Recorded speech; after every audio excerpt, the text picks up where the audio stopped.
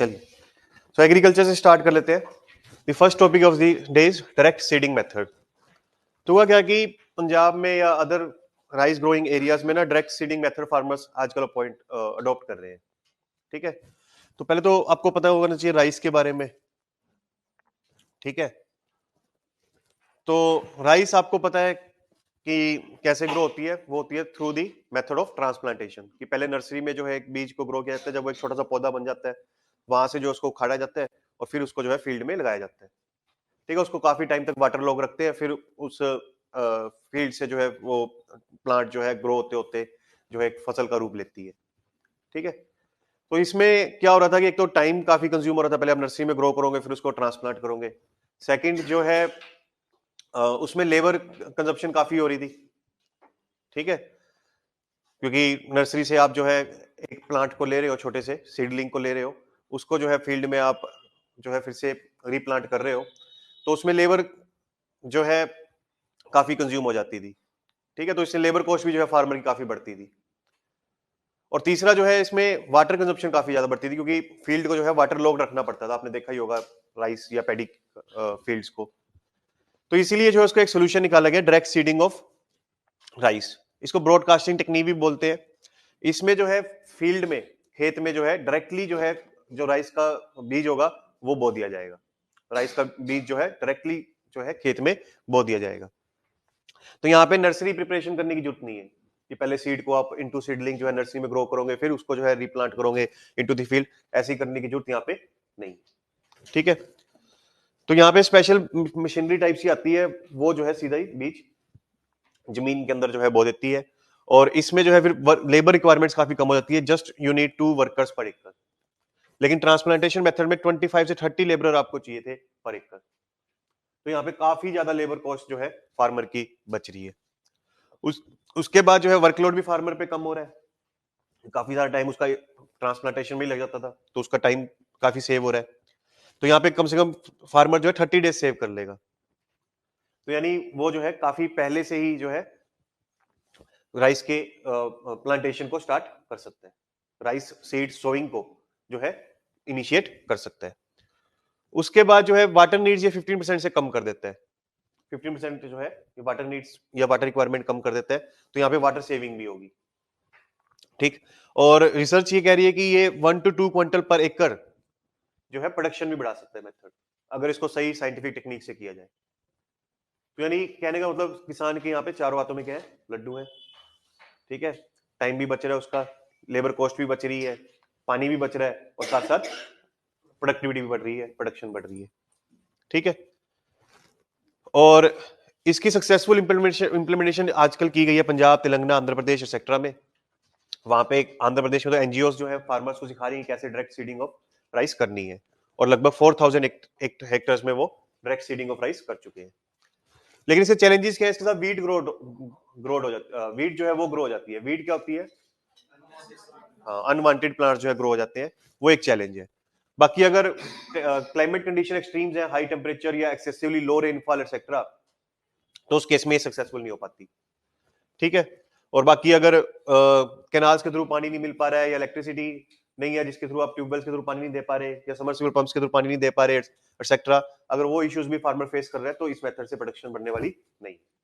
तो अगर other factors constant है, ठीक ठाक टेम्परेचर है, ठीक है, और रेनफॉल ठीक हो रही है, या फार्मर्स के पास बिजली है जिससे वो सबमर्सिबल वगैरह चला सकता है, जिससे पानी खेतों में दे सकता है एक्सेट्रा, ये सब अगर फैक्टर्स कांस्टेंट है तो ये अच्छी पैदावार दे सकती है मेथड। ठीक है, तो यहाँ पे अर्ली प्लांटेशन हो सकती है राइस की, तो उस केस में जो है फार्मर जो है उसको टाइमली अपने फील्ड में जो है बरसात के थ्रू ही पानी पहुंचा पाएगा। उसको एक्सटर्नल सोर्सेज की कम से कम जरूरत पड़ेगी, इसलिए जो है ग्राउंड वाटर डिप्लीशन कम से कम होगा। ठीक है, उसके बाद है second topic, world food programme. तो हुआ क्या कि वर्ल्ड फूड प्रोग्राम जो कि यूनाइटेड नेशन की एजेंसी है, उसने फूड सप्लाई प्रोवाइड की इथोपिया को। ठीक है, तो ये न्यूज थी,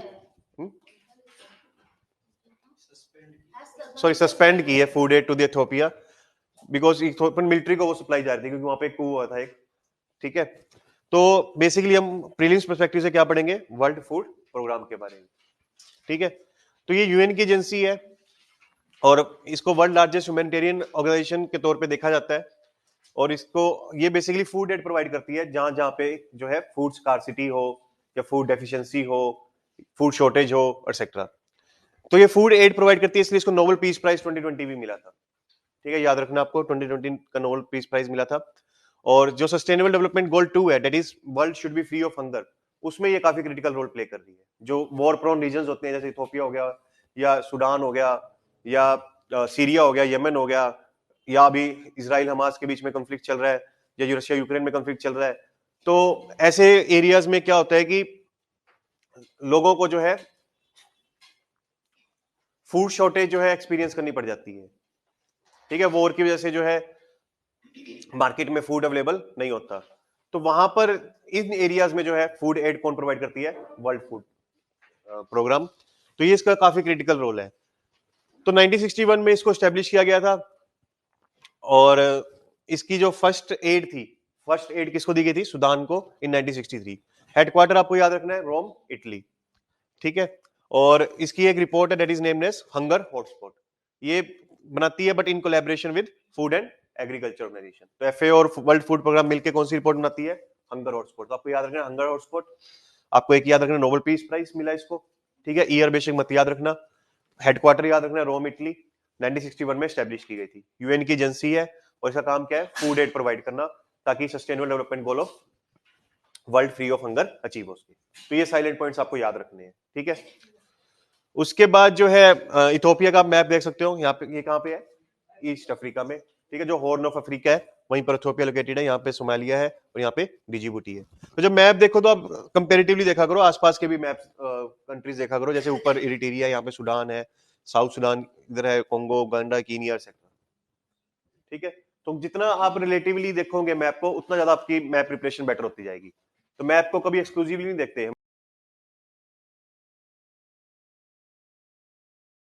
हमेशा कंपैरेटिव टर्म्स में देखते हैं, रिलेटिव टर्म्स में देखते हैं। ठीक है, इथोपिया के नॉर्थ में कौन है, ईस्ट में कौन है, वेस्ट में कौन है, साउथ में कौन है, कौन से सी को बॉर्डर करता है, एक्सेट्रा एक्सेट्रा। इस तरीके से जितना आप कंपैरिजन करोगे लोकेशन का, उतना ज्यादा आपका मैप वर्क बेटर होता जाएगा। ठीक, बाकी मैंने आपको पिछली क्लास में बताया था, कोई भी इंटरनेशनल ऑर्गेनाइजेशन है, उसकी मान लीजिए एक लेजिस्लेचर होगी, एक एग्जीक्यूटिव होगी और एक सेक्रेटरीट होगा जिसमें ब्यूरोक्रेट्स बैठेंगे एक्सेट्रा। तो इसका जो एग्जीक्यूटिव बोर्ड है, बेसिकली उसका एग्जीक्यूटिव है, उसमें 36 स्टेट्स आते हैं। और एग्जीक्यूटिव डायरेक्टर जो है उसको जॉइंटली यूएन सिक्योरिटी जनरल और जो एफआईओ के डायरेक्टर जनरल मिलके जो है अपॉइंट करते हैं। सुशील देव ऑफ इंडिया भी जो है एग्जीक्यूटिव डायरेक्टर ऑफ डब्ल्यूएफपी 1968 रह चुके हैं। ठीक है, बाकी इसकी लेजिस्लेचर में जो काउंसिल होती है या असेंबली बोल देते हैं उसको कई बार, तो उसमें बेसिकली जो भी मेंबर स्टेट्स हैं वो सारे मेंबर्स होते हैं, वो सभी अपने रिप्रेजेंटेटिव्स भेजते हैं। ठीक है, तो ये तो बेसिकली इतना ज्यादा याद करने का नहीं होता, क्योंकि ये तो काफी ऑब्वियस होता है। मेन आपको चीजें याद रखनी है, 1961 में स्टैब्लिश की गई थी, यूएन की एजेंसी है और फूड एड प्रोवाइड करती है, नोबेल पीस प्राइज मिल चुका है। ठीक है, तो डिजास्टर प्रोन रीजन्स हो, डिजास्टर अफेक्टेड एरियाज हो, या फिर वॉर अफेक्टेड एरियाज हो, वहां पर स्पेशली ये एड प्रोवाइड करती है, ताकि आम जो जनता है वो फूड की वजह से मरे ना। ठीक है, चलिए नेक्स्ट इज जोहा राइस। नेक्स्ट इज जोहा राइस। ठीक है, तो जोहा राइस क्या है? जो रिसेंटली रिसर्च की गई उसमें पाया गया कि जोहा राइस जो है काफी इफेक्टिव है इन लोअरिंग योर ब्लड ग्लूकोज और प्रिवेंटिंग डायबिटीज। ठीक है, तो इसी के बारे में पढ़ लेते हैं। जोहा राइस क्या है? ये विंटर पैडी इसको बोलते हैं। ये नॉर्थ ईस्ट रीजन में ग्रो की जाती है। वैसे पैडी कब ग्रो की जाती है? समर्स में, क्योंकि paddy is a kharif crop. तो ये जोहा राइस क्या है? रबी क्रॉप। ठीक है, शॉर्ट ग्रेन है, दाना छोटा होता है इसका। नॉर्थ ईस्ट इंडिया में जो है इसको ग्रो किया जाता है और इसमें जो है काफी ज्यादा एंटीऑक्सीडेंट्स, फ्लेवोनॉइड्स, फिनोलिक्स एक्सेट्रा मिलते हैं। काफी सारे अदर बेनिफिशियल कंपाउंड्स भी हैं, bioactive, oryzanol, ferulic acid, tocotrienol, caffeic acid, catechuic acid, gallic acid, tricinin et cetera. तो ये सब याद रखने की जरूरत नहीं है, बस इतना याद रखोगे एंटीऑक्सीडेंट्स, फ्लेवोनॉइड्स वगैरह होते हैं इसके अंदर। ठीक है, ये सब याद होंगे भी नहीं है, तो बस इसमें याद रखोगे काफी मतलब न्यूट्रिशनल बेनिफिट है इसका। तो इससे बेसिकली क्या होता है कि इसको जीआई टैग भी मिल चुका है, ये भी आपको याद रखना है। तो इसमें क्या है कि इसमें न्यूट्रासिटिकल बेनिफिट्स हैं। क्योंकि इसमें जो है लिनोलिक एसिड जो कि एक ओमेगा 6 है, लिनोलिक एसिड ओमेगा 3, यानी ओमेगा 3 और ओमेगा 6 दोनों इसमें पाए जाते हैं। इसलिए जो है इसमें आपको काफी बेनिफिट मिलेगा फॉर योर हार्ट। ओमेगा 3 से क्या बेनिफिट मिलता है, हमारे हार्ट को बेनिफिट मिलता है ना, तो कार्डियोवास्कुलर एक्टिविटीज आपकी अच्छी रहेंगी इससे। ठीक है, तो इसलिए डायबिटीज, कार्डियोवास्कुलर डिजीज से आप बच के रहोगे अगर आप जोहा राइस कंज्यूम करते हो, कैंसर से बच के रहोगे। ब्लड ग्लूकोज जो है कम रहता है, जिसकी वजह से डायबिटीज नहीं होती।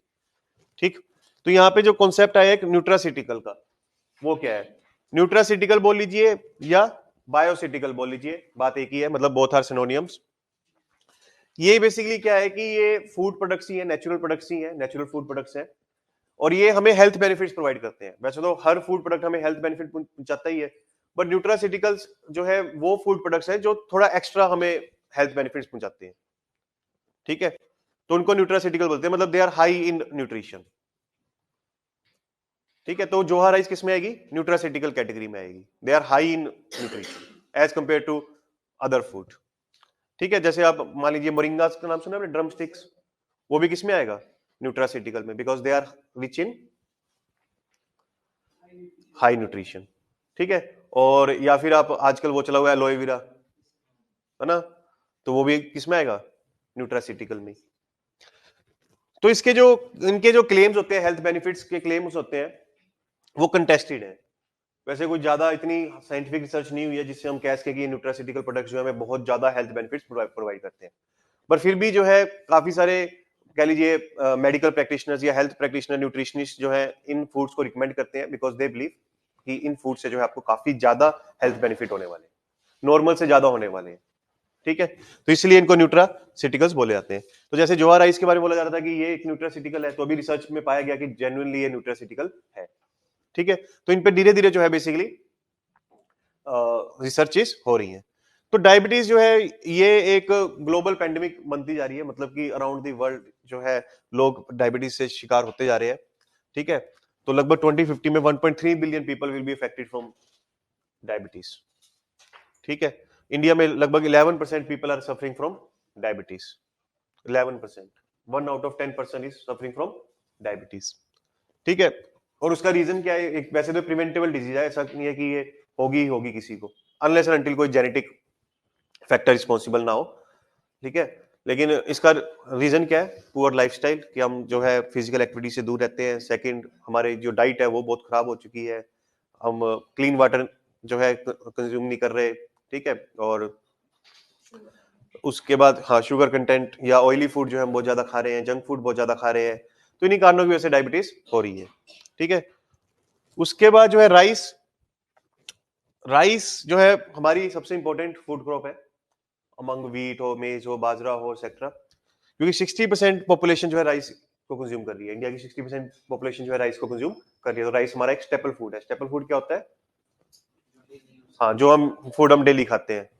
ठीक है, तो मान लीजिए व्हीट जो है, सपोज हरियाणा पंजाब वालों के लिए स्टेपल फूड है, तो बिहार बंगाल के लिए राइस जो है स्टेपल फूड है। तो स्टेपल फूड हमेशा जो है लोकल ज्योग्राफी पे डिपेंडेंट होता है, जिस एरिया में जो ग्रो किया जाता है वही खाया जाता है।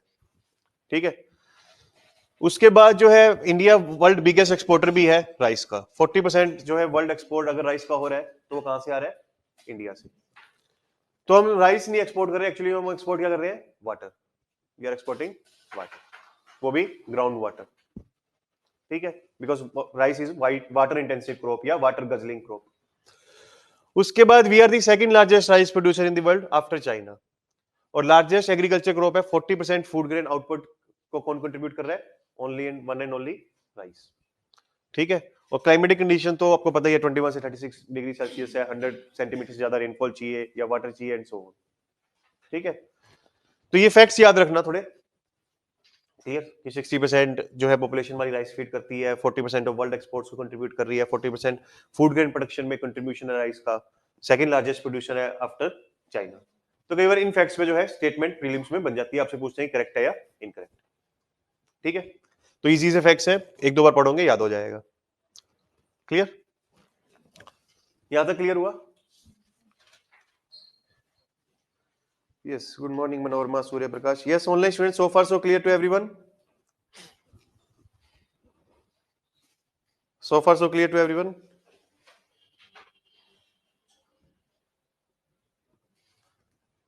तो वर्ल्ड फूड प्रोग्राम कब स्टैब्लिश हुई थी? देख के नहीं बोलना।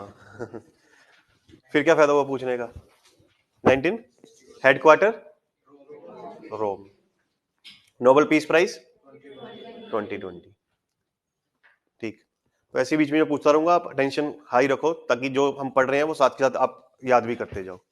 ठीक है, उसके बाद है अनप्रेसिडेंट राइज इन जीरा प्राइसेस। तो आपने अगर देखा हो तो जीरा के प्राइसेस काफी बढ़ गए थे पीछे से, है ना? लगभग आई थिंक 800 रुपीज के जी या 1000 रुपीज के जी या 1200 के जी इस तरीके से चले गए थे। ठीक है, तो डबल या ट्रिपल हो गए थे जीरा के प्राइसेस, तो इसलिए वो न्यूज में था। तो हम जीरा के बारे में पढ़ लेते हैं। जीरा क्या है? जीरा को इंग्लिश में क्या बोलते हैं? क्यूमिन। तो प्राइस राइज के वही रीजन थे कि सप्लाई और डिमांड का मिसमैच हुआ। सप्लाई कम थी, डिमांड उतनी ही थी जितनी पहले थी, तो उसकी वजह से क्या हुई? प्राइस राइज हुई। तो सप्लाई कम हुई थी, डिमांड तो उतनी ही रहेगी, क्योंकि अगर प्राइस कम भी हो जाती है तो डिमांड बढ़ने वाली है नहीं। जितना जीरा आप डालते हो अपने खाने में उतना ही डालोगे, है ना? तो जीरा ऐसी चीज है कि आप ज्यादा नहीं डाल सकते, तो उसको हमेशा स्वाद अनुसार ही आप डाल सकते हो। तो डिमांड तो उतनी ही रहने वाली है जीरा की। तो इसकी सप्लाई कम हो गई थी, जिसकी वजह से बेसिकली प्राइस बढ़ी।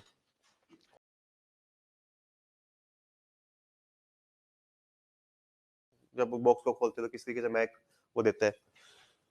तो ये स्पाइसेस भी है और कॉन्डिमेंट्स भी है। कॉन्डिमेंट्स क्या होते हैं?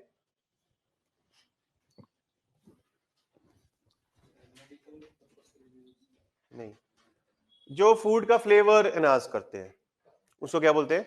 कॉन्डिमेंट्स। तो जीरा, जीरा क्या करता है? फूड का फ्लेवर एनहांस करता है। वैसे जैसे आप कॉन्डिमेंट्स में जो है केचप को भी डाल सकते हो, जैम को भी डाल सकते हो, ठीक है?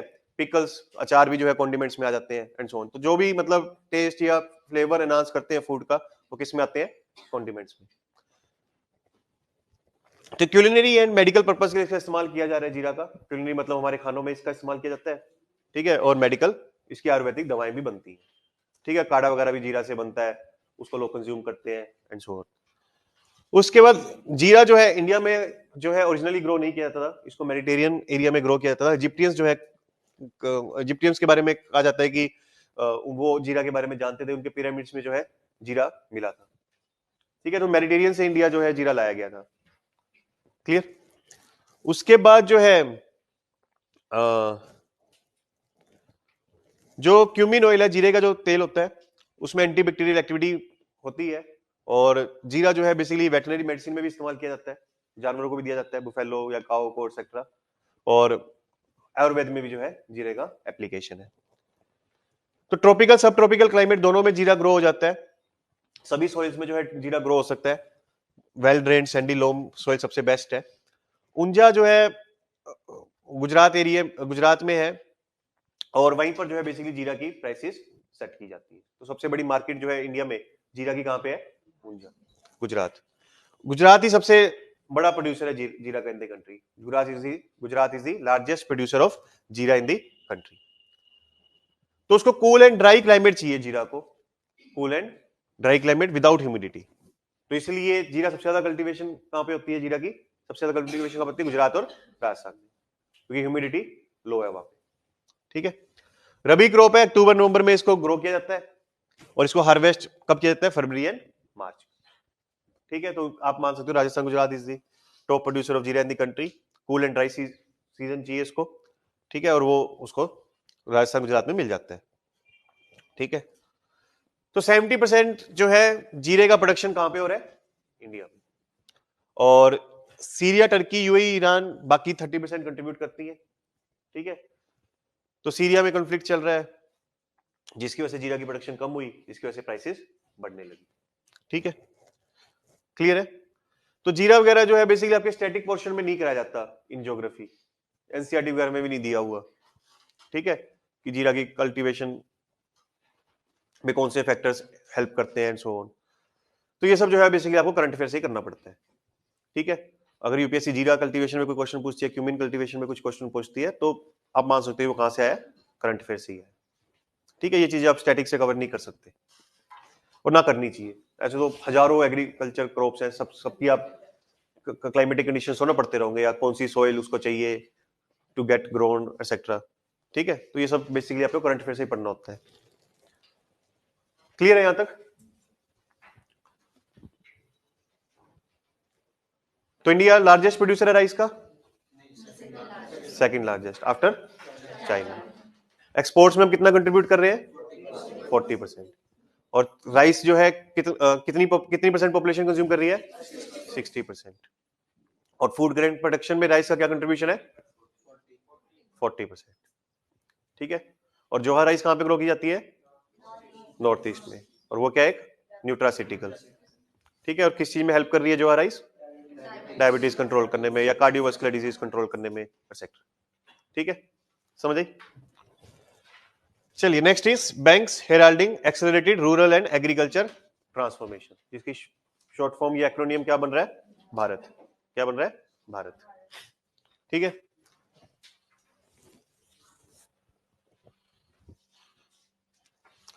तो ministry of agriculture and farmer welfare ने जो है कैंपेन लॉन्च किया नेम्ड भारत, और ये एग्रीकल्चर इंफ्रास्ट्रक्चर फंड के अंदर जो है लॉन्च किए। ठीक है। तो ये भारत प्रोग्राम है क्या? इसमें बेसिकली टारगेट लिया गया कि 7200 करोड़ रुपीस एज लोन जो है डिस्ट्रीब्यूट किया जाएगा। उसके लिए जितने भी बैंक्स हैं जो एग्रीकल्चर सेक्टर में लोन देते हैं, चाहे वो कमर्शियल बैंक्स हो like SBI, HDFC etcetera, public private sector मतलब कि एसबीआई पब्लिक में हो गया, एचडीएफसी प्राइवेट में हो गया, regional rural bank, small finance banks, NBFC, non banking financial companies. तो नॉन बैंकिंग फाइनेंशियल कंपनीज कौन होती है? जो आपको उधार तो देती हैं बट बैंक नहीं होती, जैसे एग्जांपल के तौर पे बजाज फिनसर्व, मुथूट फाइनेंस, ये सब क्या है? Non banking financial companies. ठीक है। स्मॉल फाइनेंस बैंक आपने नाम सुना होगा इसका, AU small finance bank, branches भी देखी होगी आपने दिल्ली में, उत्कृष स्मॉल फाइनेंस बैंक एक्सेट्रा। तो ये एज द नेम सजेस्ट ये लोन तो देती हैं बट इन स्मॉल अमाउंट देती हैं, अप टू 25 लाख रुपीस ही देती हैं। ठीक है। अगर आज इकोनॉमिक्स का टाइम मिला तो जरूर पढ़ेंगे स्मॉल फाइनेंस बैंक के बारे में। ठीक है। तो as the name suggest they lend up to the amount of 25 lakh rupees. तो यानी जो स्मॉल बोरोअर्स है उनको कैटर करती है स्मॉल फाइनेंस में। ठीक है। रीजनल रूरल बैंक्स ये बेसिकली क्या करते हैं? रूरल एरियाज में स्टैब्लिश किए जाते हैं और फार्मर्स को या जो रूरल एरियाज में जो छोटे मोटे दुकानदार होते हैं एक्सेट्रा उनको लोन देती है। ठीक है। कोऑपरेटिव बैंक्स एक्सेट्रा उनको बोला गया है कि वो लोन डिस्ट्रीब्यूट करें। तो ये कैंपेन चलाया जा रहा है, मतलब बैंक्स को नज किया जा रहा है, परसुएट किया जा रहा है, ठीक है, कि वो ज्यादा से ज्यादा फार्मर्स को लोन दे। और ये किस स्कीम के अंदर लोन देने के लिए बात की जा रही है? एग्रीकल्चर इंफ्रास्ट्रक्चर फंड 2020 में ही लॉन्च किया गया था इस स्कीम को। और इसका पर्पस क्या है कि फार्म गेट इंफ्रास्ट्रक्चर बिल्ड किया जाए। फार्म गेट इंफ्रास्ट्रक्चर का मतलब क्या हुआ?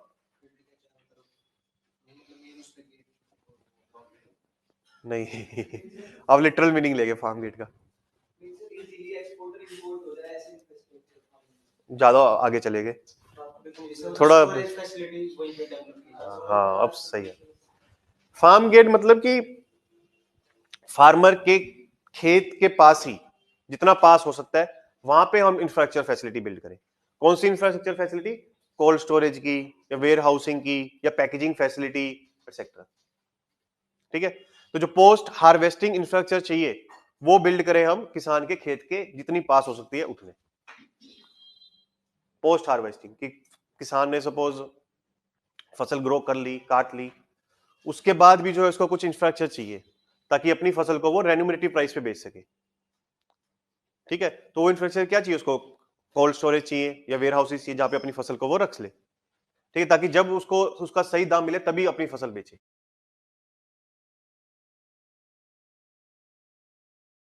एक कह लीजिए कि एंटरप्रेन्योर है वो भी, ठीक है, इकोनॉमिक एक्टिविटी में एंगेज्ड है, फसल ग्रो करता है, उसको बेचता है, जो कॉस्ट ऑफ कल्टीवेशन आई है और जो उसको प्राइस मिली है उसका जो डिफरेंस है वो फार्मर का क्या है? प्रॉफिट है। अब जैसे सैमसंग एक प्रोड्यूसर है, वो भी एक एंटरप्रेन्योर ऑर्गेनाइजेशन है, ठीक है, वो मोबाइल फोन्स बनाती है, एक महीने में मान लीजिए उसने 1 करोड़ मोबाइल फोन्स बना लिए, तो उसको तुरंत थोड़ा ना बेचती है, वो पूरा साल बेचेगी, उसको थोड़े थोड़े थोड़े करके मार्केट में रिलीज करेगी, है ना। तो जिस वक्त उसको अच्छा प्राइस मिलेगा उसी वक्त बेचेगी, जिस वक्त उसको उसकी हाई सेल्स होगी उसी वक्त बेचेगी। स्टार्टिंग में लॉन्च करेगी तो वो मोबाइल का प्राइस हाई रखेगी, जैसे जैसे टेक्नोलॉजी पुरानी होगी तो प्राइस घटाती जाएगी, और दिवाली पे, न्यू ईयर पे एक्सेट्रा हाई सेल्स करेगी। तो अपनी मर्जी से वो डिसाइड कर जाएगी उसको कब कितना मोबाइल्स, कब कितने मोबाइल्स हैंडसेट किस प्राइस पे बेचने हैं। तो ऐसे फार्मर के पास फ्लेक्सिबिलिटी होनी चाहिए कि वो डिसाइड करेगी अपनी फसल को कब कितना किस प्राइस पे बेचना है। तो उसके लिए उसके पास क्या होनी चाहिए, जैसे सैमसंग के पास वेयर हाउसिंग फैसिलिटी है कि अपने मोबाइल फोन्स वहां पे स्टोर कर लेती है, वैसे ही आपको फार्मर्स को क्या देना पड़ेगा, warehousing facility, isn't it. तो वही जो है ये स्कीम जो है प्रमोट करना चाहती है। तो ये कोल्ड स्टोरेज, वेयर हाउसिंग या पैकेजिंग फैसिलिटीज जो है फार्मर के खेत के पास ही बने। अगर आपने वेयर हाउस 100 किलोमीटर दूर बनाया है तो फार्मर जो है अपने ट्रैक्टर्स में जो है 10 या 20 राउंड में जो है अपनी फसल वहां तक लेके जाएगा। फिर जब उसको अच्छा प्राइस मिल रहा होगा वहां से जो है 10 या 20 राउंड ऑफ ट्रैक्टर से जो है मार्केट में बेच के आएगा। तो फार्मर कहेगा कि मैं आज ही बेच लेता हूं, क्योंकि जो मैं पैसे ज्यादा बनाना चाहता हूं through selling at high price in future, वो तो ट्रांसपोर्टेशन, जितना मुझे एक्स्ट्रा मिलेगा उतनी तो मेरी ट्रांसपोर्टेशन कॉस्ट ही आ जाएगी या स्टोरेज कॉस्ट ही आ जाएगी।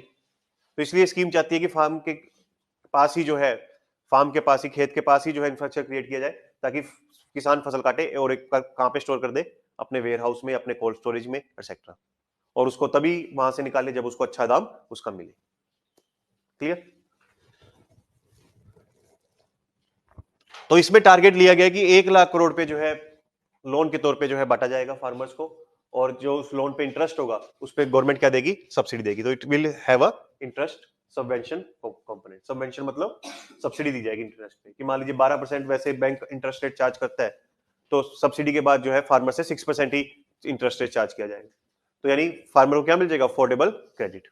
उसमें क्रेडिट गारंटी असिस्टेंस भी दी जाएगी, कि मान लीजिए फार्मर जो है डिफॉल्ट कर दे, फार्मर डिफॉल्ट कर दे लोन पे, तो उस केस में जो है बैंक को कौन कंपनसेट कर देगा, गवर्नमेंट। क्योंकि कई बार बैंक जो है फार्मर को लोन नहीं देना चाहता, उसको ये डर लगा रहता है कि फार्मर जो है डिफॉल्ट कर सकता है, तो बैंक को उस केस में क्या होगा, लॉस होगा। तो सरकार बोलती है बैंक को कि भैया तुम जो है फार्मर को लोन दो, जो अगर बैड डेप्ट हो गया, यानी तुम्हारे पैसे रिकवर नहीं हुए, तुम मुझसे ले लियो, लेकिन तुम जो है एक बार फार्मर को लोन जरूर दो। ठीक है। तो इसमें क्रेडिट गारंटी कंपोनेंट भी है, याद रखना आपको। तो इससे क्या होगा, मार्केटिंग इंफ्रास्ट्रक्चर बिल्ड होगा। मार्केटिंग इंफ्रास्ट्रक्चर बोल लीजिए, या पोस्ट हार्वेस्ट इंफ्रास्ट्रक्चर बोल लीजिए, या फार्म गेट इंफ्रास्ट्रक्चर बोलिए, बात एक ही है। ठीक है। और इससे जो है हायर वैल्यू रियलाइजेशन होगा फॉर दी फार्मर्स, यानी अपनी फसल का उसको अच्छा दाम मिल पाएगा। ठीक है। इससे फार्मर्स की क्या बढ़ेगी, इनकम बढ़ेगी। वही पोस्ट हार्वेस्टिंग इंफ्रास्ट्रक्चर में क्या जाता है, पैकेजिंग हो या कोल्ड स्टोरेज सिस्टम और एक्सेट्रा, वो डेवलप होगा और फार्मर को उसका एक्सेस मिलेगा, है ना। जैसे मान लीजिए आप खुली दाल लेते हो तो 100 रुपए की मिलेगी आपको, उसी दाल को जो है दुकानदार क्या करता है, पैकेट में डाल देता है, तो उसी दाल को आपको 200 रुपए में बेचेगा। दाल दोनों सेम ही है, उसी ने बनाया वो पैकेट। तो पैकेजिंग की वजह से क्या बढ़ जाती है, वैल्यू बढ़ जाती है प्रोडक्ट की। तो ऐसी फार्मर के पास भी पैकेजिंग होनी चाहिए ना। तो अगर वो अपनी फसल को पैकेज करता है तो उसको वो हायर प्राइस पे बेच पाएगा।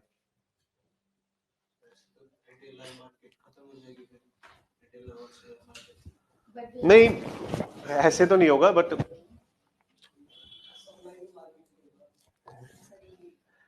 फार्मर, देखो वो पैरेलली चलती हैं चीजें। ठीक है। अब जैसे एग्जाम, डीमार्ट का नाम सुना आपने। डीमार्ट क्या करता है, बल्क में ग्रोसरी आइटम खरीदता है। ठीक है। और जितने लोवेस्ट प्राइस पे पॉसिबल हो सकता है उस प्रोडक्ट को आपको बेचता है। लेकिन उसका मतलब ये तो नहीं है कि सारा शहर सिर्फ डीमार्ट से ही खरीद रहा है। जो आपके आसपास रिटेलर्स हैं वो भी अपना माल बेच रहे हैं। ब्लिंकिट आजकल आ गया है, या जेप्टो आ गया, वो भी बेच रहा है। ठीक है। डीमार्ट भी बेच रहा है, एंड सो ऑन। तो चीजें पैरेलली चलती हैं। कभी ऐसा नहीं होगा सिर्फ फार्मर ही बेच रहे होंगे। क्यों, कि फार्मर हर घर तक नहीं पहुंच सकता ना। हर घर तक कौन पहुंचेंगे, छोटे छोटे छोटे छोटे रिटेलर पहुंचेंगे। बट फार्मर के पास जितना प्रोड्यूस है उसको वो अच्छे से पैकेज करके जितने हाई अमाउंट में बेच सकता है बेच दे। और पैकेजिंग का दूसरा पर्पस भी होता है to to safely store the product.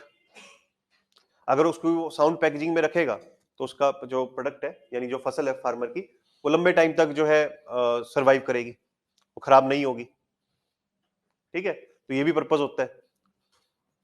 तो यानी फार्मर को क्या मिलनी चाहिए, packaging facilities to get higher value for its produce, और ताकि वो उसको इफेक्टिवली स्टोर भी कर सके। ठीक है। उसके बाद जो है लॉजिस्टिक इंफ्रास्ट्रक्चर में इन्वेस्टमेंट होगी, और फार्मर्स जो है कम से कम इंटरमीडिएट्स का जो है सारा लेंगे टू सेल इट्स प्रोड्यूस। क्योंकि मान लीजिए फार्मर जो है, आपने देखा होगा कि सपोज अप्रैल मई में जो है प्याज टमाटर को बेचते हैं, उस वक्त उनको प्राइस मिलती है 2 रुपए 3 रुपए किलो। फार्मर क्या करता है कि इससे अच्छा कि 2 रुपए 3 रुपए किलो पे मैं बेचूं, मैं सड़क पे ही फेंक देता हूँ इसको, कि 2 रुपए 3 रुपए किलो कोई रेट है उनको फसल का। लेकिन अभी नवंबर दिसंबर आते आते उसी टमाटर प्याज के प्राइस क्या होते हैं, 50 रुपए या 100 रुपए या 150 रुपए तक पहुंच जाते हैं।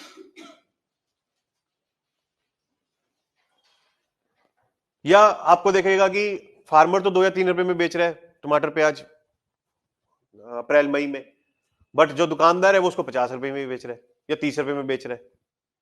तो फार्मर को मिल रहे हैं 2 या 3 रुपए और दुकानदार बेच रहा है आपको 30 रुपए में, क्योंकि इंटरमीडिएट्स बहुत सारे हैं।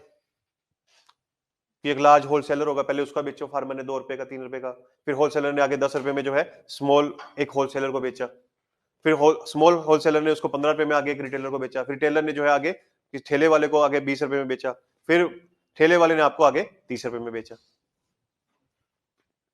तो अगर फार्मर जो अपनी प्रोड्यूस की साउंड पैकेजिंग कर पा रहा है तो चाहे तो आपको सीधा बेचेगा या फिर कम से कम इंटरमीडिएट्स के थ्रू बेचेगा। कि मान लीजिए उसने सिर्फ एक सीधा रिटेलर को बेच दिया, सीधा 20 रुपए में बेच दिया, आगे रिटेलर आपको 30 में बेच देगा।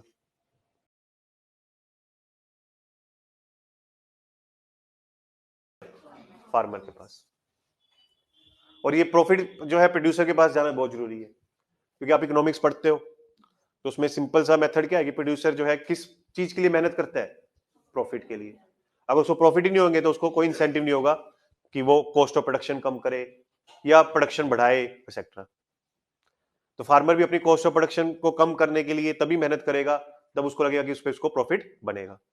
जब उसको ये लगेगा कि मुझे तो लॉस ही होना है तो वो कॉस्ट ऑफ प्रोडक्शन कम करने में कोई मेहनत नहीं करेगा, कोई प्रोडक्टिविटी रेस करने में मेहनत नहीं करेगा एक्सेट्रा। ठीक है, फील्ड में री इन्वेस्टमेंट नहीं करेगा एंड सो ऑन। तो प्रोड्यूसर को इंसेंटिवाइज करने के लिए उसको अच्छा प्रॉफिट्स मिलने चाहिए। क्लियर है? लॉजिस्टिक्स क्या होती है?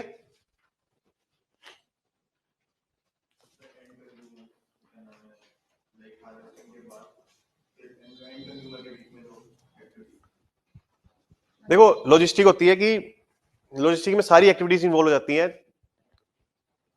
जो बेसिकली नेसेसरी है for bringing the good, final good from the producer to the consumer. कि प्रोड्यूसर ने जो है गुड बना दिया, प्रोडक्ट बना दिया, ठीक है, फैक्ट्री में बन चुके हैं, अब उसको जो है कंज्यूमर तक लेके जाना है। ठीक है, तो उसमें जो भी एक्टिविटीज इंगेज होंगी, जो भी एक्टिविटीज इन्वॉल्व होंगी वो लॉजिस्टिक्स का पार्ट है। जैसे मान लीजिए कोका कोला ने जो है गोवा में, कोका कोला ने क्या किया, गोवा में जो है सपोज एक मैन्युफैक्चरिंग प्लांट लगाया, तो उस मैन्युफैक्चरिंग प्लांट में उसने कोका कोला बना ली, कोल्ड ड्रिंक बना ली। ठीक है, लेकिन आप तो दिल्ली में बैठे हो, तो गोवा से जो है उसको कोल्ड ड्रिंक आपके घर तक पहुंचानी है, तो उसमें जो भी एक्टिविटीज इन्वॉल्व होंगी that is part of logistics. तो ऑब्वियसली इसमें ट्रांसपोर्ट तो है ही, ट्रांसपोर्ट तो है ही। फिर ट्रक्स के थ्रू जो है पहले रेलवे तक जाएगा माल, ठीक है, फिर रेलवे के थ्रू जो है आपके स्टेशन पे आएगा, फिर ट्रक्स में लोड होगा, फिर आपके पास जो है माल पहुंचेगा। तो transport is part of logistics. लेकिन जो सप्लाई चेन है वो भी इसका पार्ट है। जैसे एग्जांपल के तौर पे कि कोका कोला जो है पहले होलसेलर को बेचेगा, ठीक है, होलसेलर आगे रिटेलर को बेचेगा, रिटेलर आपको बेचेगा, तो ये भी किसका पार्ट है, लॉजिस्टिक्स का। अब ट्रांसपोर्ट कर रहे हैं तो उसमें लॉस भी हो सकता है, थेफ्ट हो सकती है, डैमेज हो सकता है गुड्स, है ना, कोल्ड ड्रिंक वगैरह डैमेज हो सकती है, तो उसके लिए आप क्या कराओगे, इंश्योरेंस। तो इंश्योरेंस भी क्या पार्ट हुआ, लॉजिस्टिक्स का, इजंट इट। अब कोका कोला ने जो है 1 करोड़ जो है कोल्ड ड्रिंक बना ली, तो कोई एक दिन में थोड़ा ना लोग पी जाएंगे, तो उसको स्टोर भी करना पड़ सकता है कोका कोला को, कि धीरे धीरे जो है मार्केट में रिलीज करे, हर महीने जो है 10-10 लाख मान लीजिए वो बॉटल्स रिलीज कर रहे हैं इनटू द मार्केट। ठीक है, तो यानी स्टोरेज फैसिलिटीज भी पार्ट किसकी हुई है, लॉजिस्टिक्स का। तो what ever activity which is involved for bringing the final good from producer to consumer is part of logistics. तो किसान ने जो है फाइनल गुड जो है तैयार कर लिया, दैट इज फसल उसकी तैयार हो चुकी है, कट चुकी है, अब उस फसल को आप तक पहुंचाना है। तो उस प्रोसेस में जो है जो भी एक्टिविटी इन्वॉल्व होगी that is part of logistics. और ये स्कीम क्या प्रमोट करना चाहती है, लॉजिस्टिक्स। क्लियर, ये स्कीम क्या प्रमोट करना चाहती है, post harvesting infrastructure, that is will be part of logistics. आई समझ? उसके बाद कम्युनिटी फार्मिंग भी प्रमोट होगी। कम्युनिटी फार्मिंग का मतलब क्या है कि ग्रुप ऑफ फार्मर जो है मिलकर जो है खेती कर सकते हैं, मिलकर खेती कर सकते हैं, मिलकर अपना स्टोरेज हाउस बना सकते हैं या पैकेजिंग फैसिलिटी डेवलप कर सकते हैं etcetera by availing the loan from this scheme. ठीक है, क्लियर है। तो इस स्कीम ने अभी तक 31,000 के अराउंड जो है एग्री इंफ्रास्ट्रक्चर प्रोजेक्ट्स को फाइनेंस किया है और 42,000 करोड़ रुपीस जो है डिस्ट्रीब्यूट किए जा चुके हैं in the form of loan. ठीक है, समझ आई। तो आपको इसमें याद क्या रखना है, ये तो बहुत सिंपल ही है। भारत स्कीम क्या है, बेसिकली बैंक्स को नच किया जा रहा है कि एग्रीकल्चर इंफ्रास्ट्रक्चर इन्वेस्टमेंट फंड के अंदर जो है फार्मर्स को क्या दिया जाए, लोन दिया जाए। बस इतना ही याद रखना है। ठीक है, मेन आपको क्या याद रखना है, एग्रीकल्चर इंफ्रास्ट्रक्चर फंड कब आई थी, 2020 में। ठीक है, और इसका पर्पस क्या है, फार्म गेट इंफ्रास्ट्रक्चर बोल लीजिए या पोस्ट हार्वेस्टिंग इंफ्रास्ट्रक्चर कह लीजिए या लॉजिस्टिक इंफ्रास्ट्रक्चर कह लीजिए, वो सब डेवलप करना, या मार्केटिंग इंफ्रास्ट्रक्चर बोल लीजिए, one and the same thing, they all mean the same. ठीक है, उसमें ये स्कीम क्या करेगी, इंटरेस्ट सबवेंशन दे रही है प्लस क्रेडिट गारंटी दे रही है बैंक्स को। क्लियर, समझ आई।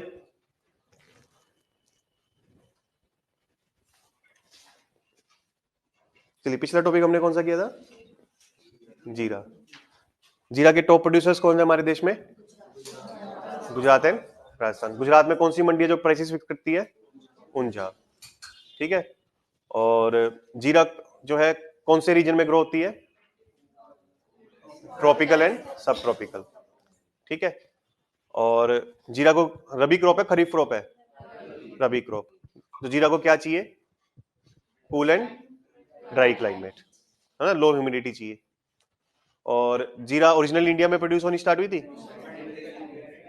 मेडिटेरियन सी, पहले मेडिटेरियन सी में जो है ग्रो की जाती थी, उसके बाद जो है इसको इंडिया लाया गया। और जीरा जो है किनको नोन था, इजिप्टियंस को। It has been found in pyramids. ठीक है, उसके बाद है टोमेटो ग्रैंड चैलेंज हैकाथॉन। ये रिसेंटली करवाया गया क्योंकि क्या हो रहा था कि टोमेटो की प्राइसेस बढ़ रहे थे। तो वह क्या है कि एक हैकाथॉन क्या होता है, बेसिकली रिसर्चर्स, स्कॉलर्स, सेक्टर को बुलाया जाता है, उनको बोला जाता है कि जो टोमेटो से रिलेटेड प्रॉब्लम्स हैं, चाहे वो कल्टीवेशन में है या मार्केटिंग में है एटसेट्रा या स्टोरेज में है, उसको रिजोल्व किया जाए। तो अगर कल्टीवेशन में प्रॉब्लम सॉल्व करते हैं तो टोमेटो की प्रोडक्शन बढ़ेगी, स्टोरेज में इंश्योर करते हैं तो round the year supply constant रहेगी। ठीक है, और अगर मार्केटिंग में करते हैं तो वी विल मेक श्योर कि टोमेटो की प्राइसेस जो है किसी एक पर्टिकुलर सीजन में एक्सपोनेंशियली राइज नहीं करेंगी। ठीक है, तो ये पर्पस था कि टोमेटो से रिलेटेड जो हम चैलेंजेस फेस कर रहे हैं उसका रेजोल्यूशन निकाला जाए। तो उसके लिए जो है आइडियाज को इनवाइट किया गया, तुम आइडियाज दो। हैकाथॉन में क्या होता है, आइडियाज मांगे जाते हैं कि आप आइडियाज दो ताकि उस आइडिया को इंप्लीमेंट करके टोमेटो से रिलेटेड प्रॉब्लम्स को हम रिजोल्व कर सकें। तो ये किसने करवाया है, department of consumer affairs in collaboration with ministry of education. ठीक है, तो टोमेटो के बारे में क्या है चीजें कि लगभग हर स्टेट में टोमेटो को ग्रो किया जाता है। Tomato is produced in almost every state in the country, लेकिन सदर्न और वेस्टर्न रीजन में सबसे ज्यादा ग्रो किया जाता है। वो सरप्लस ग्रो करते हैं, मतलब अपनी रिक्वायरमेंट, अपनी नीड से ज्यादा ग्रो करते हैं, और वही जो है पूरे इंडिया में टोमेटो बेच रहे हैं। ठीक है, उसके बाद जो है वही सदर्न और वेस्टर्न रीजन जो है 56 से 58% ऑफ टोमेटो प्रोडक्शन को कंट्रीब्यूट कर रहे हैं। और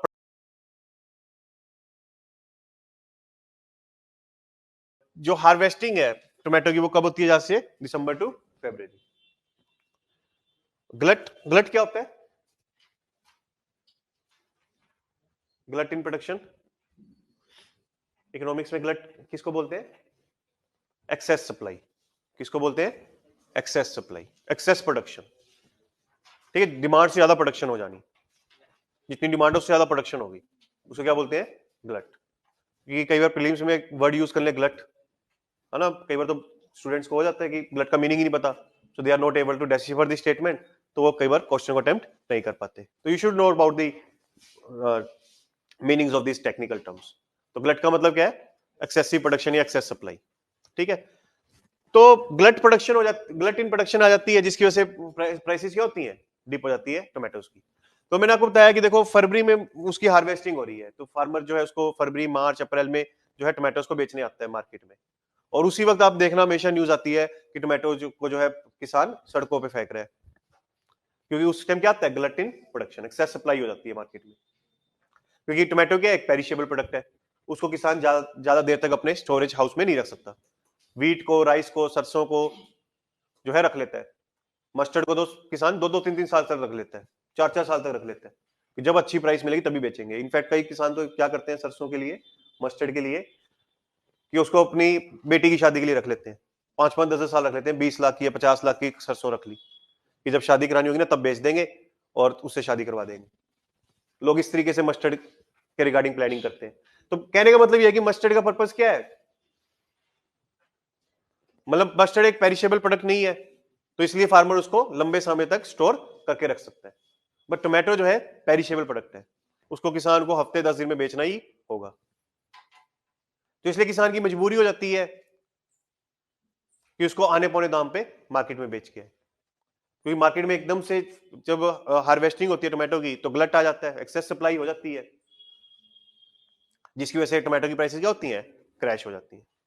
1 रुपया 2 रुपया पर केजी के हिसाब से टोमेटो फार्मर बेच के आते हैं।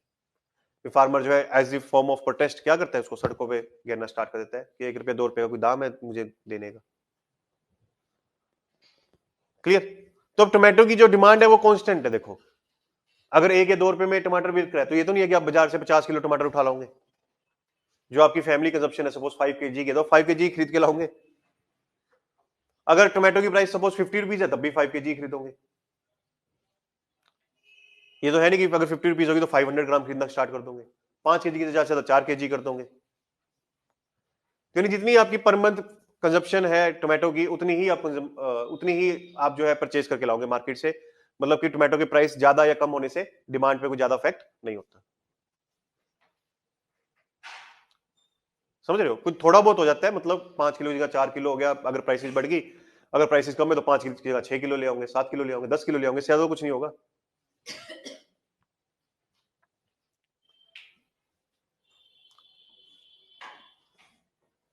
समझ आई? तो यानी मार्च अप्रैल में क्या है, एक्सेस सप्लाई ऑफ टोमेटोज, जिसकी वजह से प्राइसेस क्या हो रही हैं, क्रैश हो रही हैं। और अक्टूबर नवंबर आते क्या होती है, शॉर्ट सप्लाई ऑफ टोमेटोज, जिसकी वजह से क्या होती है, प्राइसेस राइज होती हैं। वो शॉर्ट सप्लाई क्यों हो रही है, क्योंकि फरवरी में जो है हार्वेस्टिंग हो रही है, तो नवंबर दिसंबर तक क्या टमाटर जो है सरवाइव कर पाएगा? वो तो पेरिशेबल गुड है, वो तो महीने 2 महीने में खराब हो जाएगा। तो नवंबर दिसंबर तक जो है टमाटर को जो है कैसे बचा के रखा जाता है, कोल्ड स्टोरेजेस में, और कोल्ड स्टोरेजेस देश में लिमिटेड है, तो यानी आप लिमिटेड स्टॉक ही जो है कोल्ड स्टोरेज में रख सकते हो। तो ऑब्वियसली नवंबर तक आते आते क्या होगा, सप्लाई डिमांड से कम हो जाएगी, और इसीलिए फिर टमाटो के हर साल जो है प्राइसेस बढ़ते ही बढ़ते हैं नवंबर दिसंबर में। अभी पिछले महीने क्या चल रहा था टमाटर का प्राइस, हमें क्या पता सर, पापा ले आते हैं हम तो खा लेते हैं, मम्मी ले आती है ना, हमें क्या लेना। इट वाज अराउंड 50, 60 और even it has reached 80 also. तो ये हर साल ये प्रॉब्लम आनी ही आनी है। अब आपको समझ आ रहा है क्यों आती है हर साल problem? Same is the case with onions. तो इसका सोल्यूशन क्या है, कोल्ड स्टोरेज बिल्ड करना। और उसके लिए हमने पिछली स्कीम कौन सी पढ़ी, agri investment fund, agriculture investment fund. उसी स्कीम के अंदर आपको कोल्ड स्टोरेजेस बिल्ड करनी पड़ेगी, that too at the farm gate level. तो फार्मर जब टोमेटोज को ग्रो करे तो अपने कोल्ड स्टोरेज में रखे, जब उसको अच्छा प्राइस मिले तभी उसको सेल करे। ठीक है?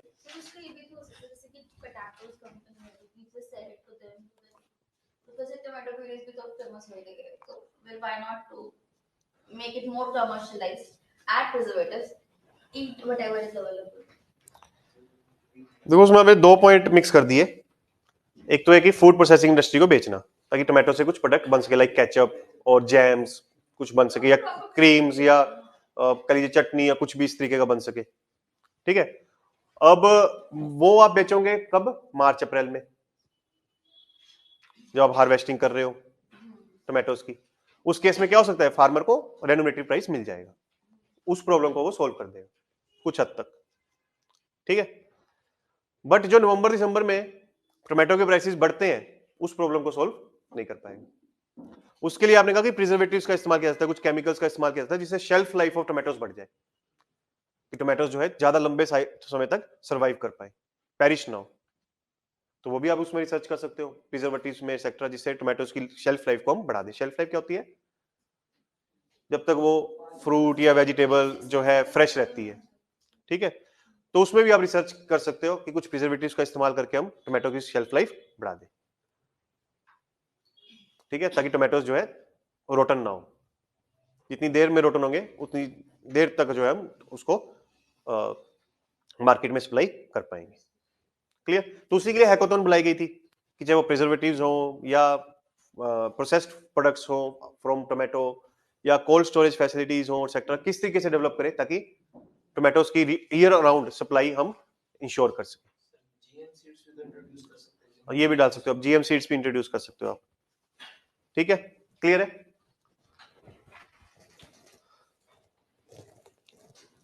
अब उसके बाद आते हैं भारत दाल। नेक्स्ट टॉपिक इज भारत दाल। तो ये किस मिनिस्ट्री के अंदर जो है प्रोग्राम लॉन्च किया जा रहा है? Consumer affairs, food and public distribution. तो उन्होंने क्या किया कि चना दाल को जो है भारत दाल की ब्रांडिंग के अंदर जो है सब्सिडाइज रेट पे दिल्ली में बेचना स्टार्ट किया।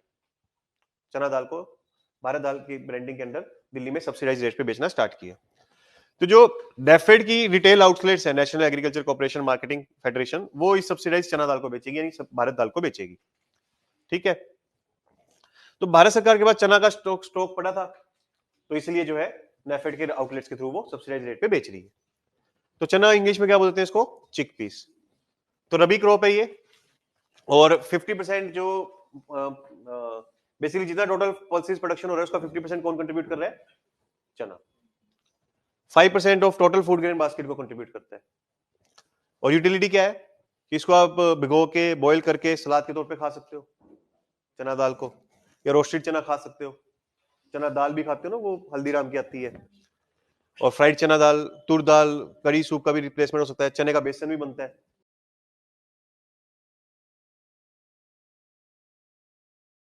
ठीक है। और हेल्थ बेनिफिट्स है fibre, iron, potassium, vitamin B, selenium, beta carotene, choline etcetera होती है, जिससे anaemia, blood sugar, bone health etcetera. Anaemia control करती है, ब्लड शुगर कंट्रोल करती है, बोन हेल्थ मेंटेन रखती है। इवन मेंटल हेल्थ के लिए भी चना अच्छा है। चने का सूप भी पीते हैं लोग, ठीक है, एंड सो ऑन। तो याद रखना ये क्या है? रबी क्रॉप है, विंटर्स में ग्रो की जाती है और अर्ली समर्स में हार्वेस्ट कर दी जाती है। उसके बाद है पैर बॉइल्ड राइस, पैर बॉइल्ड राइस, ठीक है। तो यूनियन गवर्नमेंट ने जो है पैर बॉइल्ड राइस पे जो है 20% एक्सपोर्ट ड्यूटी लगा दी कि अगर आपको एक्सपोर्ट करना है तो 20% टैक्स किसको देना पड़ेगा? गवर्नमेंट को। तो एक्सपोर्ट ड्यूटी जो है गवर्नमेंट क्यों लगाती है?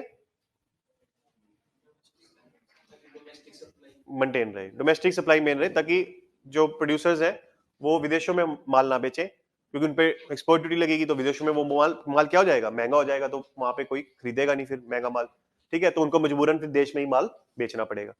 तो दैट इज द पर्पस। तो ये 20% एक्सपोर्ट ड्यूटी क्यों लगाई? क्योंकि क्या हो रहा था कि बासमती राइस के नॉन बासमती व्हाइट राइस के एक्सपोर्ट को जो है गवर्नमेंट ने बैन लगा दिया था। क्यों? कि नॉन बासमती व्हाइट राइस जो है उसकी प्राइसेस बढ़ रही थी, इसलिए उसके एक्सपोर्ट पे बैन लगा दिया, ताकि डोमेस्टिक सप्लाई इंश्योर हो सके, ठीक है, ताकि प्राइसेस कंट्रोल हो सके। तो फिर एक्सपोर्टर्स ने क्या किया कि पैर बॉइल्ड राइस को एक्सपोर्ट करना स्टार्ट कर दिया,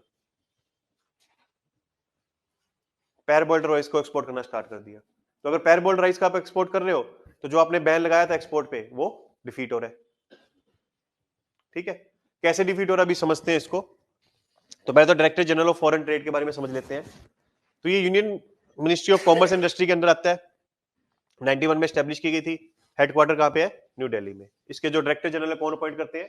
कैबिनेट कमेटी अपॉइंटमेंट, या आप कह लीजिए यूनियन काउंसिल में डिसाइडेड बाय पीएम।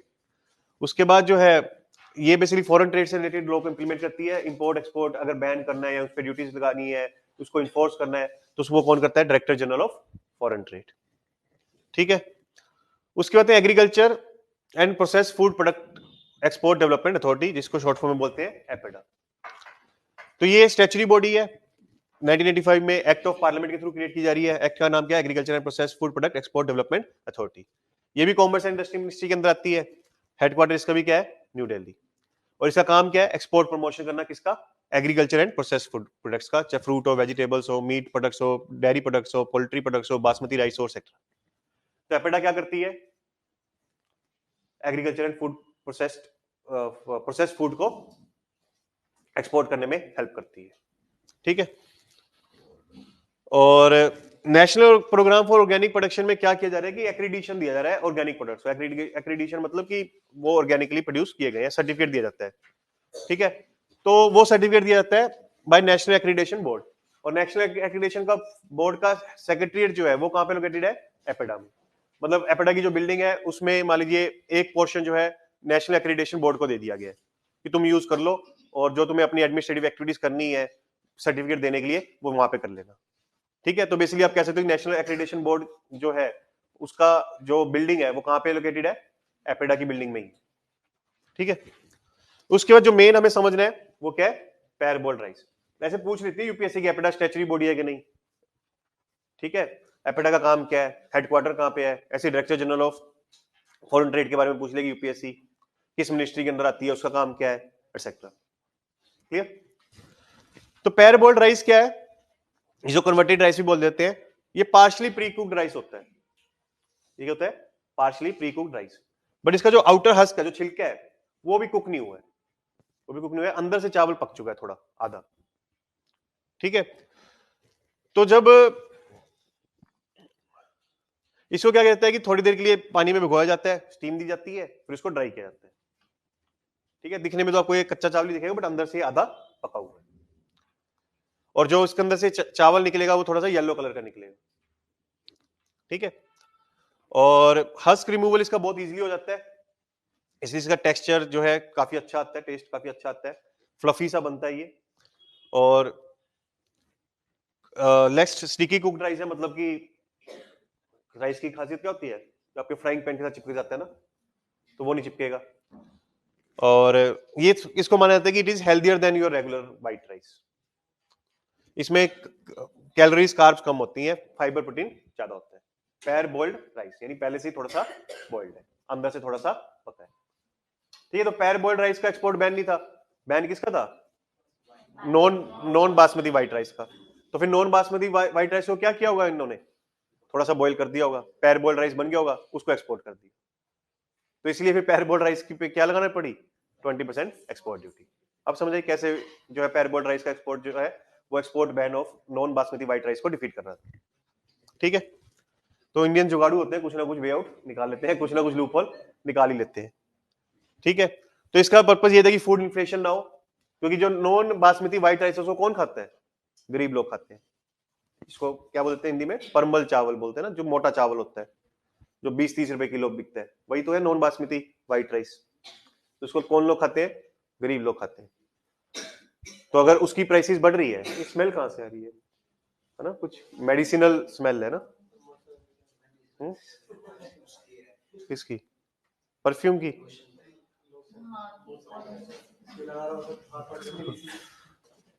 तो एकदम से कैसे आ गई, किसी ने बैग से निकाल के लगाया है क्या,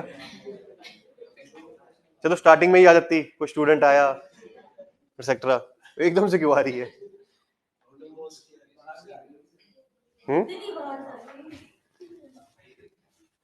तो अगर मतलब क्रीम अगर जो सैशे है पूरा लगा दो तब भी नहीं आएगी इतनी, है ना। इट्स लाइक कि बाल्टी भर के किसी ने लगाई हो, तो यार नहा लिया उससे कि एक ही दिन में गोरा होना है।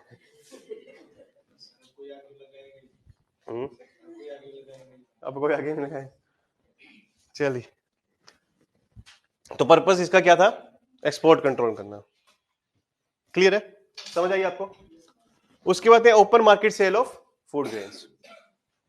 तो हुआ क्या कि गवर्नमेंट ने फूड ग्रेन स्टॉक को रिलीज किया in open market sale to curb price rise, ठीक है। तो इसके बारे में पढ़ते हैं, ओपन मार्केट सेल क्या है। होता क्या है कि food corporation of India,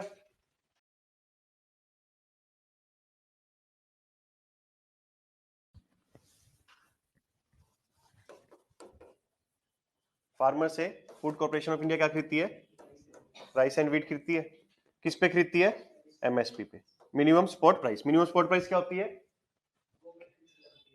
government issue करती है सर, ताकि जब हम एक्सेस सप्लाई हो मार्केट में तो एक लिमिटेड प्राइस दिया जा सके फार्मर को। मिनिमम प्राइस दिया जा सके। देखो इसमें क्या है कि गवर्नमेंट बोल रही है फार्मर को कि तुम वीट राइस ग्रो करो, जहां बेचना हो बेच लेना, कोई दिक्कत नहीं, जो प्राइस मिलती है ले लेना, ठीक है। मैं तुम्हें एक एमएसपी दे रही हूँ, मिनिमम प्राइस दे रही हूँ, मान लीजिए 1800 रुपीज दे रही हूँ पर क्विंटल, ठीक है।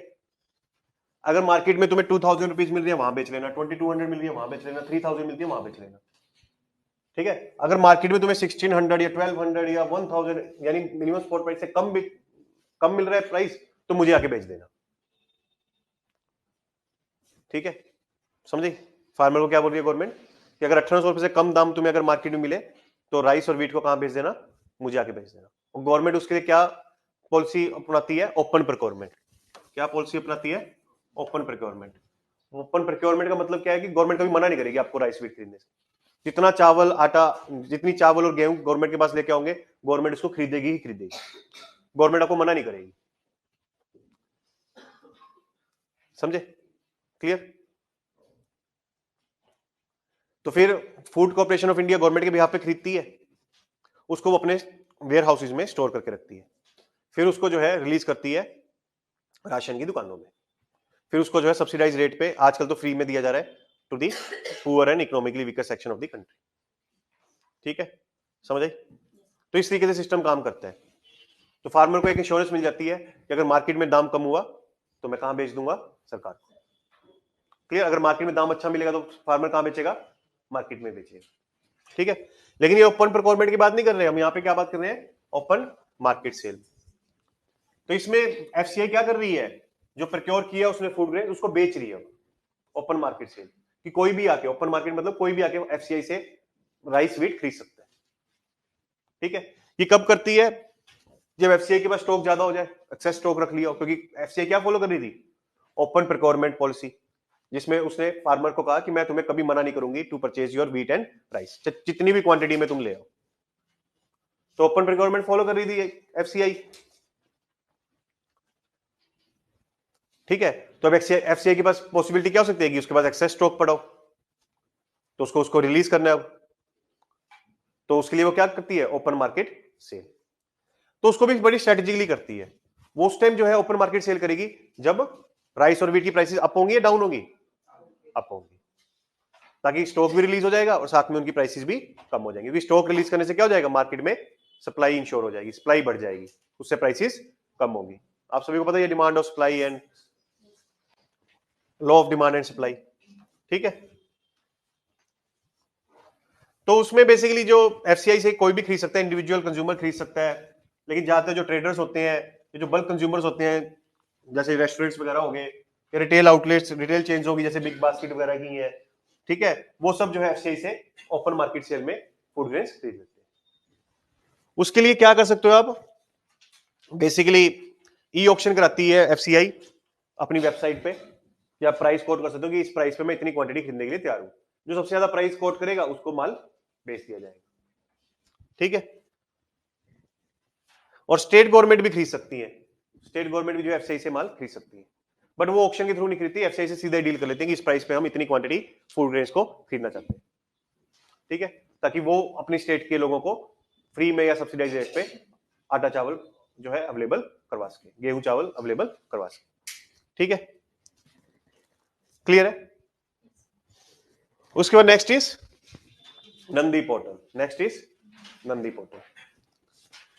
तो इसको लॉन्च किया है ministry of fisheries, animal husbandry and dairying ने। तो इसको याद रखना कौन सी मिनिस्ट्री क्या लॉन्च कर रही है, ठीक है। तो इससे पिछला टॉपिक हमने कौन सा डिस्कस किया है? हाँ, पैर बॉइल्ड राइस।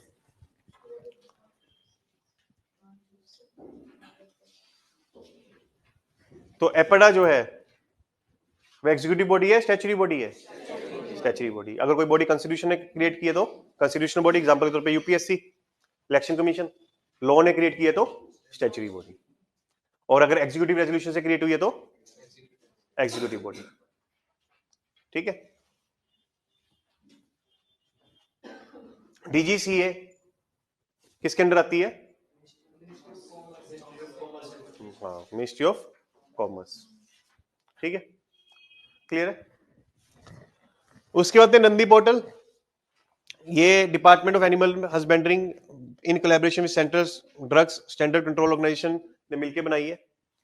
इसका काम क्या है कि वेटनरी प्रोडक्ट्स को जो है अप्रूवल मिल जाएगी। कि मान लीजिए आपने जानवरों के लिए कोई वैक्सीन बनाई है, दवा बनाई है, कोई या न्यूट्रासिटिकल प्रोडक्ट बनाया है एक्सेट्रा, उसकी आपको अप्रूवल चाहिए तो आप इस पोर्टल पे ले सकते हो। ठीक है, तो ये काम करेगा नंदी पोर्टल। तो इससे डिजिटल इंडिया प्रमोट होगा, लाइफ स्टॉक इंडस्ट्री की, लाइफ स्टॉक की वेलबींग इंश्योर होगी और लाइफ स्टॉक इंडस्ट्री प्रमोट होगी। ठीक है, तो आपको जो है काफी इजी जो है अप्रूवल मिल जाएंगी, ऑनलाइन अप्रूवल जो है अपने वेटनरी प्रोडक्ट्स की मिल जाएंगी। तो इसको सुगम पोर्टल ऑफ CDSCO के साथ भी इंटीग्रेट किया जाएगा। सुगम पोर्टल क्या अभी समझेंगे, ठीक है। और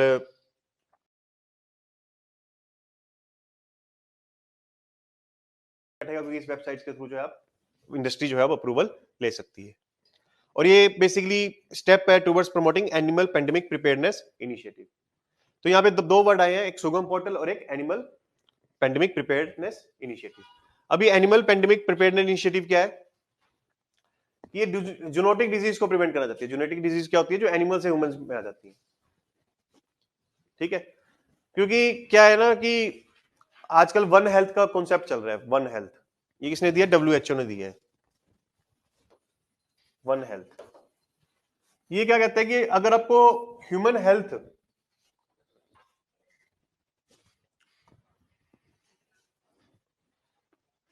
अगर आपको मतलब ह्यूमंस को हेल्दी रखना है, यानी ह्यूमन हेल्थ को साउंड रखना है, तो आपको ना सिर्फ फोकस करना होगा ह्यूमंस पे कि उनको अच्छी डाइट दें, क्लीन वाटर प्रोवाइड करें, ठीक है, उनके लिए मेडिसिन वगैरह डेवलप करें अगर कोई बीमारी हो जाती है, या वैक्सीन डेवलप करें एक्सेट्रा। ना सिर्फ आपको ह्यूमंस पे फोकस करना पड़ेगा बल्कि आपको एनिमल्स पे भी फोकस करना पड़ेगा। तो आपको एनिमल्स की हेल्थ को भी साउंड रखना पड़ेगा, क्योंकि अगर जानवरों को बीमारी होगी तो वो बीमारी जानवरों से ह्यूमंस में भी फैल सकती है। जब हम डायरेक्ट टच में आ जाए उसके, उस बैक्टीरिया वायरस के जो एनिमल को इफेक्ट कर रहा था, या मच्छर हमें जो है बीमारियां फैला सकता है कि इन्फेक्टेड एनिमल से जो उसने बीमारी को पिक किया और हमें काटा और हमें आ गई, या उस इन्फेक्टेड एनिमल को हमने कंज्यूम कर लिया एज मीट प्रोडक्ट, वहां से आ सकती है बीमारी, एंड सो ऑन। ठीक है, तो वन हेल्थ का कॉन्सेप्ट क्या कहता है कि हमें ह्यूमन हेल्थ को साउंड रखना है तो एनिमल हेल्थ को भी साउंड रखना पड़ेगा।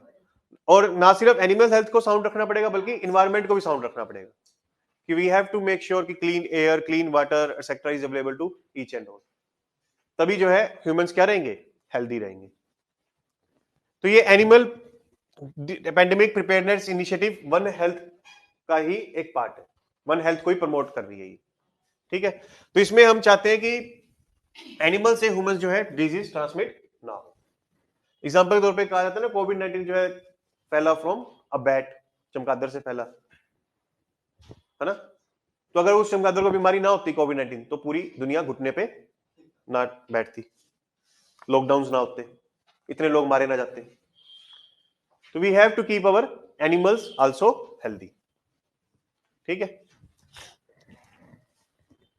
तो उसके अंदर क्या चीजें होंगी कि डिजीज सर्विलेंस सिस्टम क्रिएट करो। एक तो इंटीग्रेटेड, जानवरों की भी आप डिजीज को मॉनिटर करते रहो और इंसानों की, ताकि जानवरों से इंसानों में कोई बीमारी ना फैले।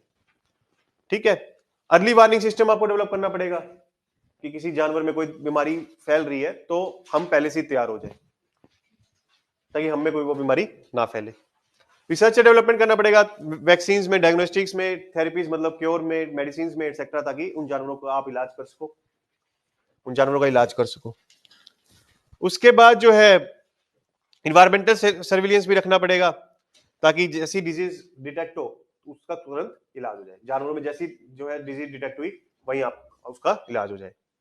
और इन्वेस्टिगेशन वगैरह करते रहे।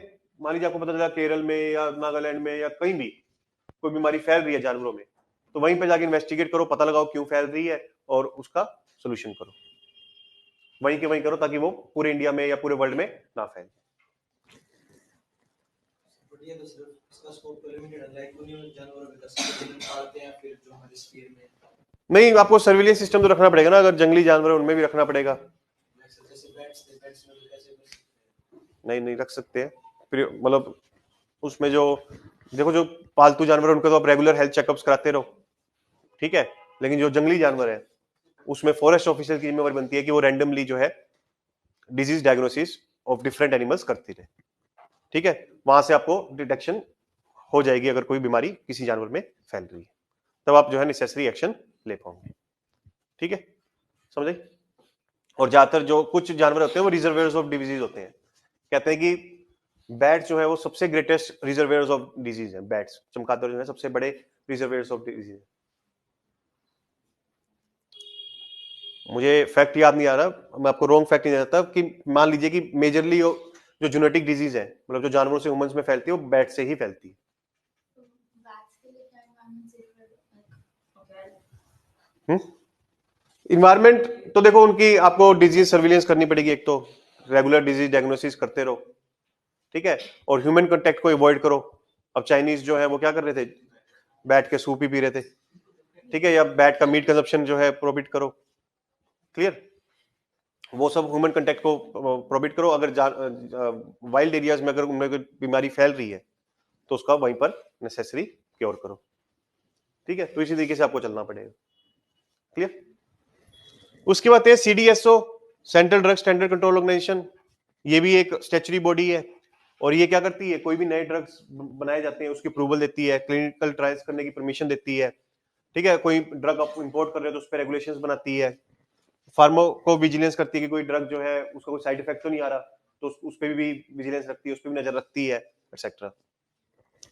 उसके बाद सुगम पोर्टल, ये सीडीएसओ ने बनाया था, ठीक है। तो यहाँ पे मतलब आप जो है basically NOC, licence, registration, permission, approval वगैरह सीडीएसओ से ले सकते हो। तो सिमिलरली हमने अब नंदी पोर्टल किस लिए बनाया, वेटनरी प्रोडक्ट्स के लिए, ठीक है। इनकी फिजिकल वेरिफिकेशन नहीं होगी अगर कोई वैक्सीन या प्रोडक्ट ना हो? नहीं, आप अप्लाई कर सकते हो, जैसे यूपीएससी के एग्जामिनेशन के लिए आप अप्लाई कर देते हो तो वहां पे आपसे पीडीएफ वगैरह फॉर्मेट में डॉक्यूमेंट्स मांग लेती है, लेकिन जो फिजिकल वेरिफिकेशन होती है वो बाद में यूपीएससी जब आप इंटरव्यू स्टेज में पहुंचोगे वहां पे कर लेती है। जब आपका सिलेक्शन हो जाएगा तो डीओपीटी करेगी।